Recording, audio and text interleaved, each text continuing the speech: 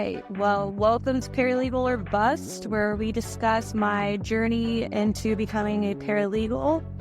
And I am your host, Cassidy Bass. And today we have my beautiful friend, Michelle. How are you? I'm good, Cassidy. How are you this morning? Good. So let's just go ahead and sort of introduce yourself. Give us a little bit of background, what you do. My name is Michelle McDaniel, and I'm a paralegal for the firm of Arnold Gonzalez Jr. I have been a paralegal for 34 years. I've done a little bit of everything out there, and absolutely love what I do, obviously. Yeah, So, I was just wondering, what sort of interested you into becoming a paralegal? I feel like it's like a hidden gem. Not a lot of people know about it. Not a lot of people know it's out there and that it's like actually a job title. So I am probably actually one of the few who fell into it. I started off as a file clerk in a law firm. That attorney kind of started moving you up and giving you a little bit more duties. And before you know it, I was doing paralegal, or back then it was called legal assistant, more or less work. Mm-hmm. And just over the years, I've just developed more knowledge, and you never stop learning. Yeah. So what type of law did you first get into? Like, I guess, like, sort of what, in like, besides just your interest, but like, what was, once you started getting your feet wet, you started getting out there, you were like, okay, I'm doing this. And personal injury is where it really started. So personal injury still holds a little something for me. Mm-hmm. It's challenging. Things change a lot in the personal injury industry.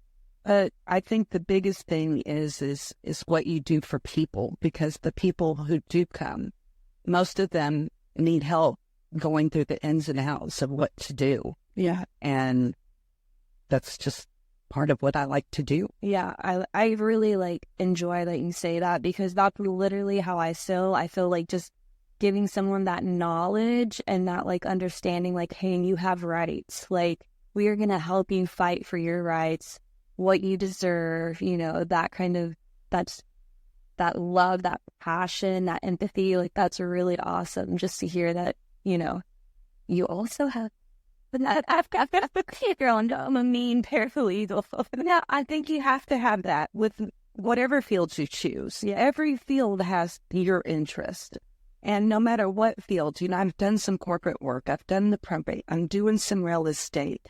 And the really key is you just have to give it your all and learn the ins and outs of it, because it all has the capability of offering you the same feeling. Yeah. Every field needs the paralegal to guide the clients through it. Yeah.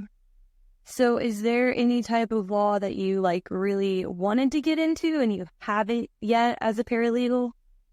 I've always wanted to do a little bit of the criminal aspect. I have never done anything like that. It does interest me. In one of these days, maybe I'll get to experience it. Yeah. And then you said, like, have you done family law before? I've done a little bit of family law, and that is probably not the area that I would continue in. Yeah, that's not your cup of tea. No. So then, with criminal law, do you feel like there's, like, how much of an opportunity out there as a paralegal? Do you feel like there's opportunity for all paralegals to go into any different type of law? My advice on this is pick a law, try it out. It doesn't have to be your cup of tea, because until you get in there, you learn the ins and outs of it. You don't know if you like it. Yeah. It sounds intriguing. Try it out. It might be the perfect fit for you. Okay. Thank you. I was wondering, is there like a moment as a paralegal that you just, like, you can sort of like go back to as a memory and you're just like, this was the best day ever?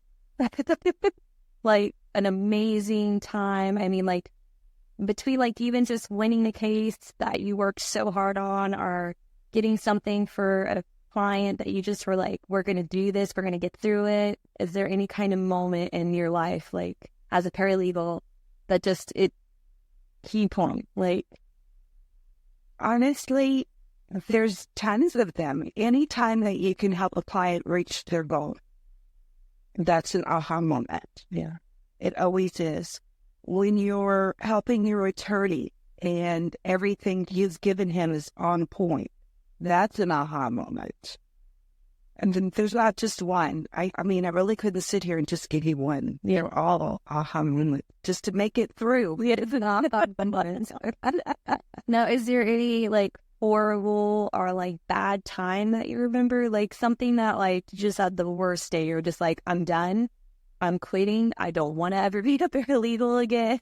God, that's what it's really basis in most paralegal lives, just because you have to have really thick skin to be a paralegal. It's not easy. Yeah. And you deal with clients at their best. You deal with clients at their worst. So there's been quite a few of those too. So again, there's just not one that you can pick. Yeah. That stands out. So, keynote here, I just want to put this out there. You were my first mentor. I still remember when we went to lunch and met for the first time. I was super nervous, but I really enjoyed that you opened up. You like gave me all this information. You like really showed me the ropes and like even had me come to your office and sort of show me like a day, how your daily, thing went, like how you would just and be like, okay, like this is what I'll do, this is what I'll do next. So I really it was awesome seeing it firsthand instead of just watching TV shows, Yeah, right? No, not everybody's Rachel from Suit. Sure. Right? I was just wondering, as a paralegal, do you have any advice for anyone who would be interested into becoming a paralegal? Give it your all. Concentrate on what you're doing. Learn it. If it's not for you, there's another field out there in the legal, and I'm talking about in the legal industry. Mm-hmm. There's another paralegal job that's for you. The best thing you can do is just get in there and learn it and give it your all. That is what you can do. It changes on a daily basis. Be thick-skinned. Take the criticisms that are given to you. They're not always given to you in a constructive way. But take those and learn from them and use those to build you, because becoming the best paralegal for you is the best paralegal for your attorney that you're working for. So awesome. I like that. That's really good. Also, I was just wondering, as a student, I mean, I feel like even as a student, I can take that advice as well. But like for a student who's like, for example, I'm in legal research and writing, and let me tell you, I have some difficulties here and there. And some days I'm struggling, I'm trying to cite, I'm trying to understand it, I'm trying to get it. Pretty much pulling my hair out. But hey, as a student, like what kind of advice would you give me just to like keep me going in a sense? When you struggle, step away. Yeah. Give yourself a break. Because pushing yourself may make the paper get done, may make the work get done, but in the long run, if you don't understand what you're doing, you're not learning from it. So step away, give yourself a break, and you might step away for a day. Yeah. Just step away. Give yourself that break, because the more you push yourself, not going to make it stick. Yeah. Thank you. That's so awesome. Just FYI to all the people listening, this is literally why she is my favorite mentor. Yeah, I haven't had any more, but still, how can you replace her? So, speaking of mentor, how many times, or like, how long have you done the mentor program at Del Mar? Was that your first? Actually, you were my first. You didn't. CCALP didn't try to get the program going, but it just wasn't a successful launch for a while.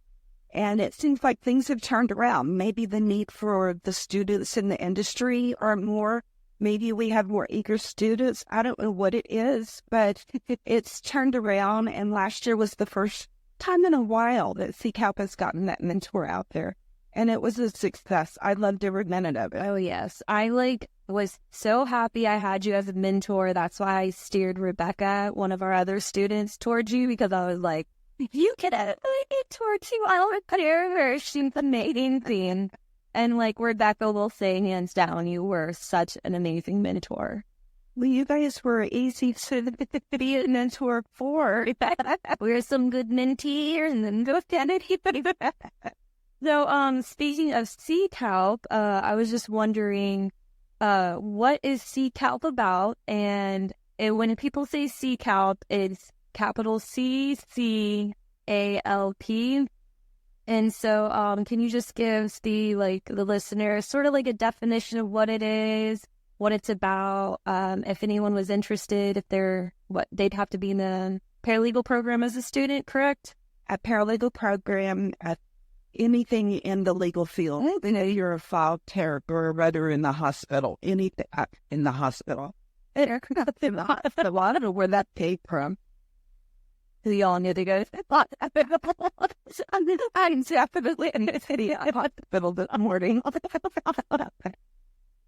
Anything in the legal field, you can join CCALP, and that stands for Corpus Christi Association of Legal Professionals. Therefore, it's not called paralegal professionals, it's legal professionals. So anyone in the legal field, even if you work at the courthouse, you're a file clerk at the courthouse, that's a legal field. Mm-hmm.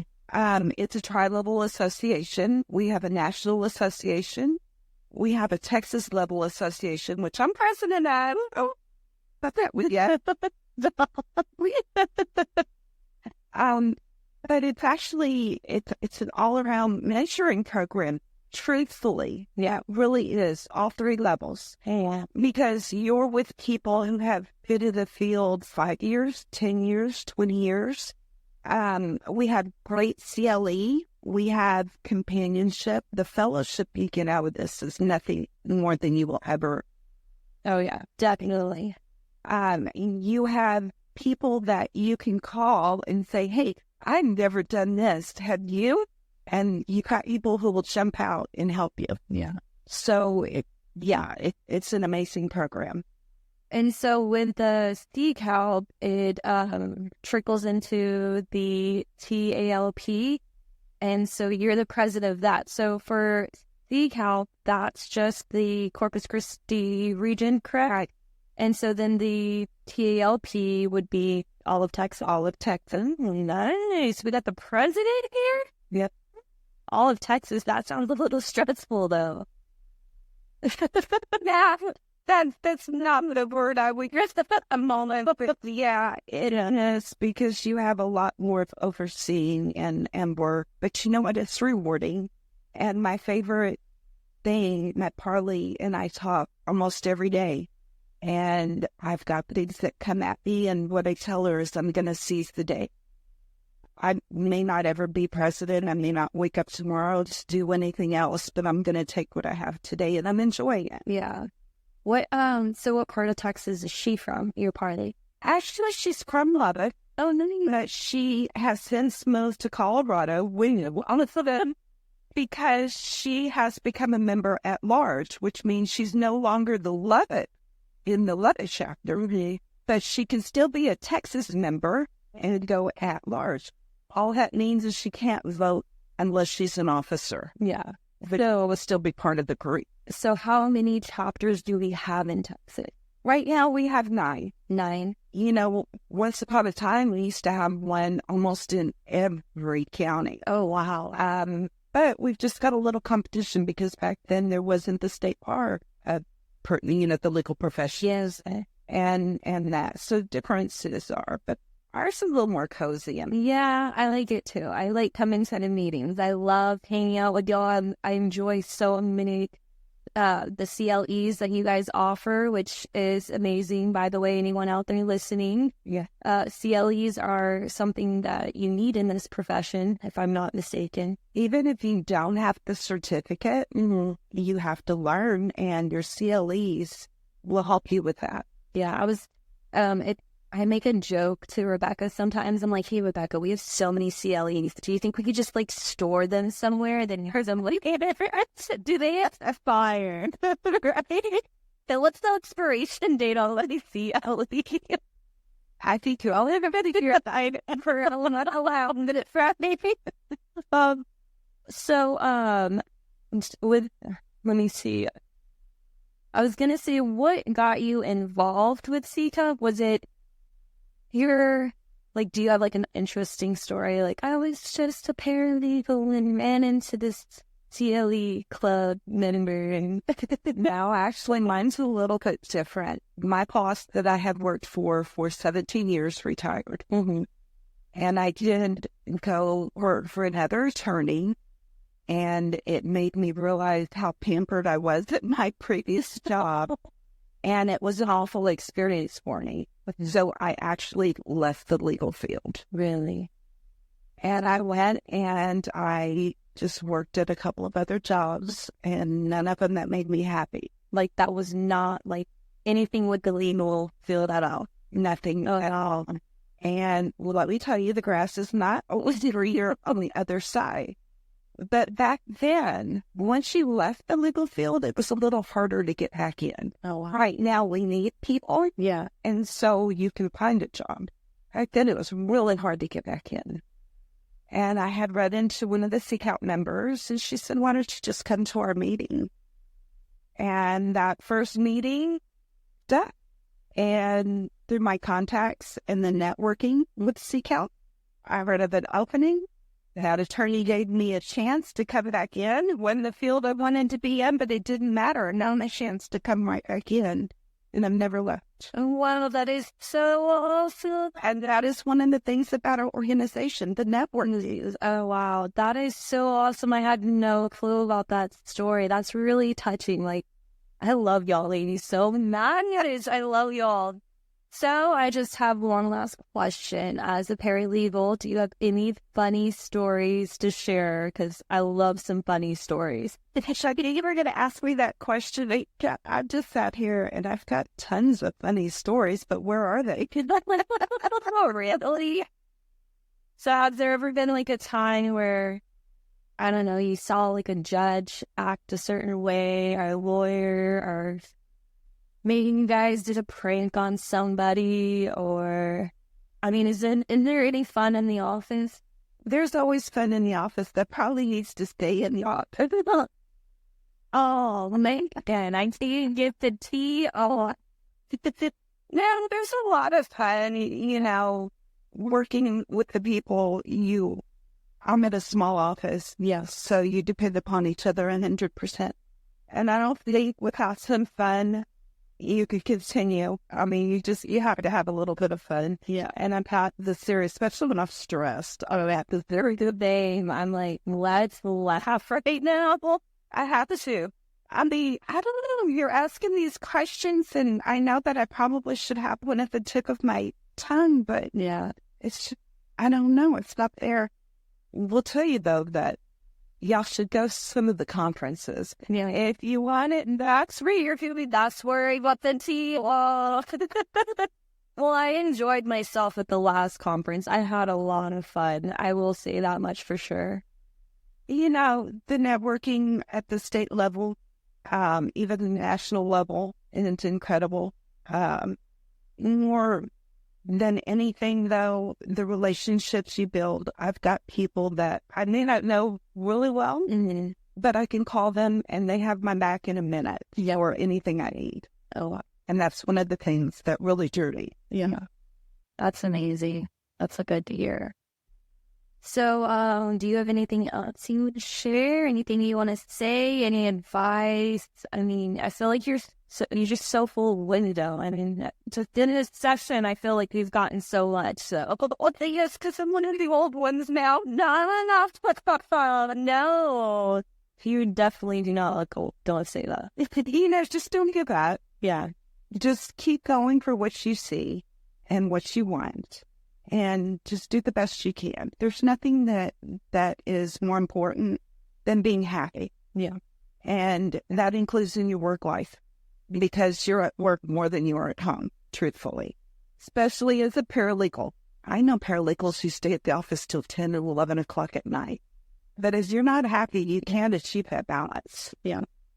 So is there a certain way to, like most jobs, you have to take off like your work hat, for example, when you go home and then put on your whole hat. Now, would you say with as being a paralegal, is that something that you find yourself doing?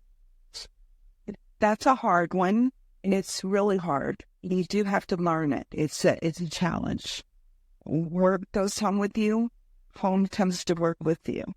Trying to turn them off isn't easy, and sometimes it can't be done. But you find the balance. It's something that comes with time. It doesn't happen overnight. Now, do you have like a favorite attorney here in Corpus Christi or a favorite judge? Oh, then we'll have somebody be like, who was that? What was her name again? Rewind. Honestly, though, I worked for Don Pfefferman for, like I said, 16, 17 years. And even after he retired, I continued to do contract work for him. He's the one I learned the most. He's the one I learned ethics from. And yeah, I guess you have to go that because we had a long-time relationship. Yeah. And to date, we still have a long time.